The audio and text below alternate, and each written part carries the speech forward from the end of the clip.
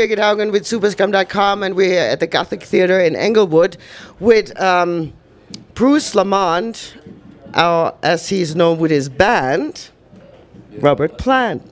Yes, this is our reenactment of Led Zeppelin. We call it Led Zeppelin 2, the live experience. And why? Why Led Zeppelin 2? Why not any other name? We're that pretentious and pompous. We just thought we'd just go for broke. You know, we didn't have a name for a long time. This was a project. Actually, it wasn't even a project. It was just a fun thing. 4 friends getting together. We used to do like a Halloween jam, and then it got to the point where we were putting so much effort into it that we decided to do it every once in a while. You know, just pick a few random dates throughout the year, dress up with, you know, and play, and shows always went really well. And then finally got to a point where people were like wanting us to play, and like, what are you guys called? And we didn't have a name. We're like, we're that Zeppelin band, whatever. In Chicago, we would just play, and people would be like, oh, there's a club called Martyrs, and they would see this, any sort of weird Zeppelin name we made up, they knew it was us, and they would just come.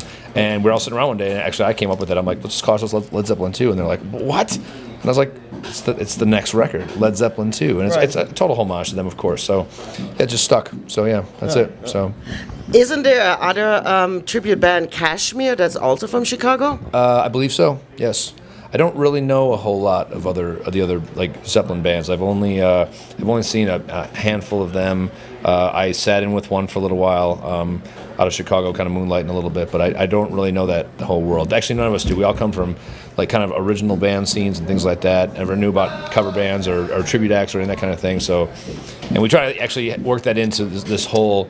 This band, like we kind of take some liberty sometimes. This, like, we call it the live experience because we do we'll kind of do our own interpretations of certain songs. Or like, you know, you get the Days Confused where they play for 25 minutes. We'll kind of take it into areas that are familiar at first in certain eras that they would kind of touch 72, 73-ish, and then we might dip into something that may be more 77-ish, and then we might just do something more like kind of on our own, you know, kind of thing. Just, I don't know, give us something a little more, you know, some spontaneity, and, you know, something that's a little, you know, a little unique for the listener, you know. You do not just play the hit songs. No. You kind of, you know.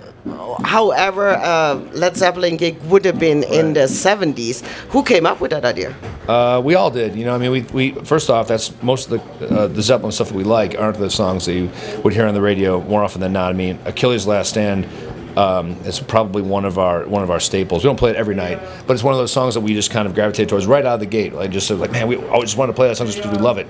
And it's not a radio hit. It's 11 minutes long, you know. So it's just one of those things that, but fans go nuts when they see it because they, you know, the rare chance, or even songs they never played live, you know, we'll take that. And those are a little tougher than the other things because at least we have some live reference to some of the other materials, so we can kind of like work off that and, you know, create something. But, you know, doing like Royal Orleans, or we do a lot of things off Presence, and we just got to kind of wing it a little bit, you know. We started doing a Hot Sound for Nowhere, and our Hot Sound for Nowhere is like more punk rocky than, you know, than theirs is, I think, you know. It's just in our nature. So you were speaking of, you know, the live stuff, the live experience. How do you prepare yourself for the role? Is there acid? No. There's a lot of alcohol, that's for sure. Tony Lazar is our sound guy. He also plays in one of my other bands, Bloodiest, that's on Relapse. But he and I like to we have a daily ritual. So, you know, a little sip of whiskey before the show, and then a few others during the show, and then after the show we might have some more, and then we'll go to sleep, and then we'll get up, and, you know, we'll have a nice you know, healthy breakfast of some sort, a lot of greens, you know, things like that. So that's how you prepare. I prepare for the road the same way. Is he talking out of his butt? He's talking about grains, man. It's like fermented grains. No, greens, not grains. Yeah, no, alcohol, of course.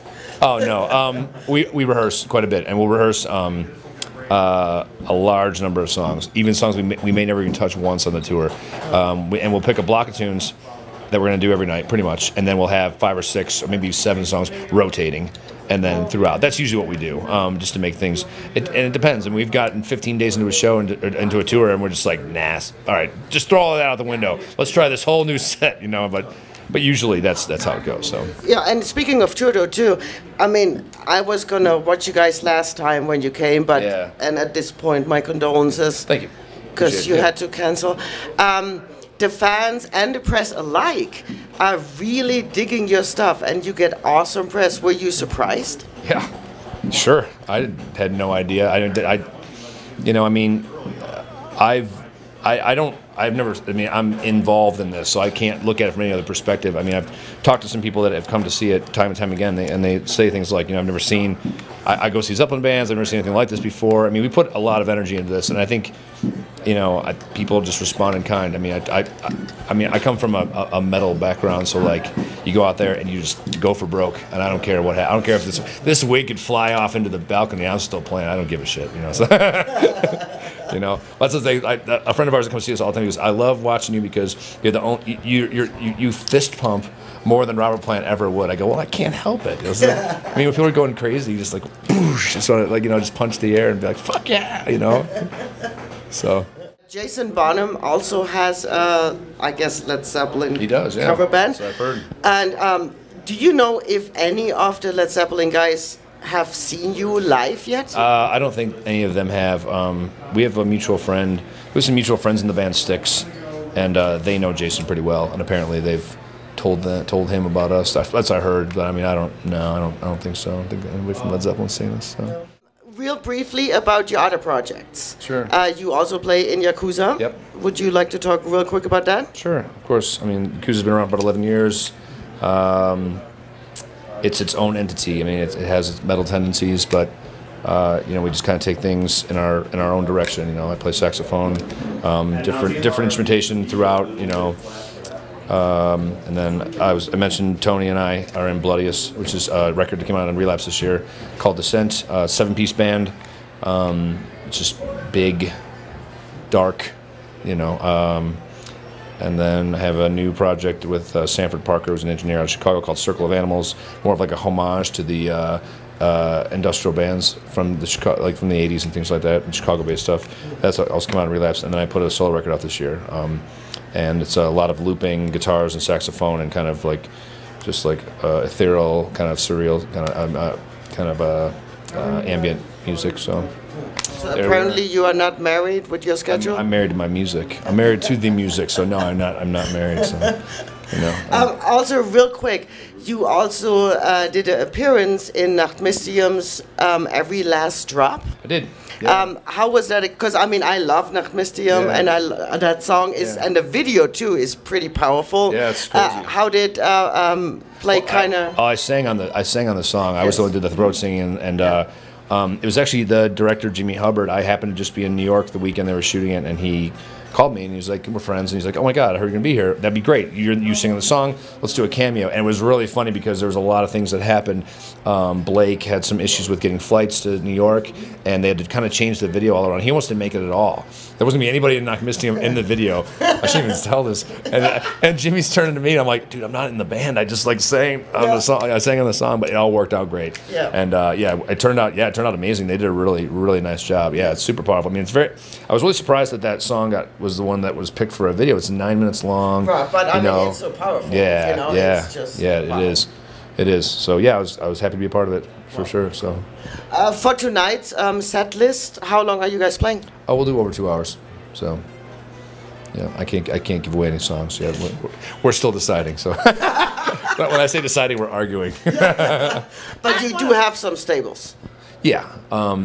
Immigrant song, I would sure, assume. Yeah, we do immigrant song almost every show, and you know, like it or not, for a lot of years we didn't do things like Stairway or Kashmir, but you know what, those songs are really fun to play. Yes. I mean, and we take the live approach on both those songs, so it's not like you're listening to the very quiet acoustic stuff from 4 or whatever. It's more the live, and it's a little more open, but yeah, it's a ripping song, so of course we play it all the time. You know, we do Misty Mountain Hop because it's just fun, and love Dazed. You know, we do a really long Dazed, Dazed Confused version. Those are some of the staples. And even then, we may rotate them in and out every once in a while too, just to make room for some stuff that yeah, depending. So apparently, then, when you guys rehearse, you rehearse the whole damn catalog.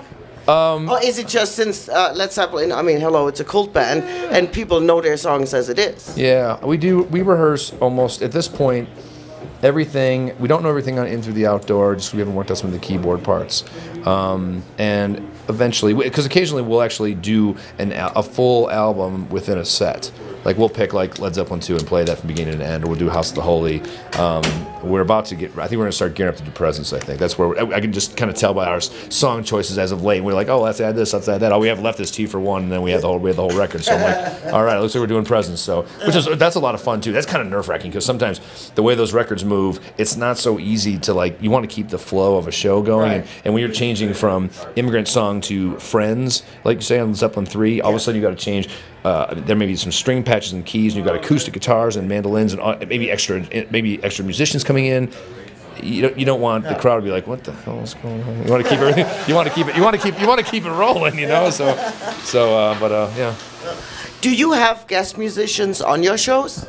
Every once in a while, rare. I mean, not that often. We've had a couple of slide guitar players that are friends of ours. A guy named Steve Doyle from Chicago is just a well-known guy, and we'll do like there's a special thing we do only in Chicago. We'll play Tangerine, and he'll come out and do the slide guitar part. He's so good at it; it's just so fun. And then he'll sit in for That's the Way as well, or whatever. And yeah, every once in a blue moon, we'll let somebody sit in. So, and we've had there's a couple of friends in the metal world who have expressed a lot of interest in sitting in with us. I can't say who. Somewhere down the road, it might just pop up, and you're gonna be like, "What the?" Yeah, so we'll see. After this tour? We'll hit the West Coast in 3 weeks for 12 shows, and then we'll take a break until New Year's, playing. Where are we playing? Lake Tahoe, and then we'll start up our January, February, March. That's like our big time of year to do full U.S. We're not going to do it all at once. We're going to kind of chunk it up. So it'll be like south, southeast, and then we'll go back to the northeast, and we'll be back this way probably March or so. So I would assume then that no Yakuza for a while then? We're working on a new record right now, actually. So in fact, we've been a couple guys have been working on some material, and we just got together last week and just started really, piecing it together. I'm really excited, by the way. It's beyond the last record already. So I'm like, oh man, here we go. we can't stay focused on one thing too long. Which is totally fine. That's the whole thing behind that band. So, yep. Alrighty, well, thanks a lot. Thank you. Appreciate it. Thanks.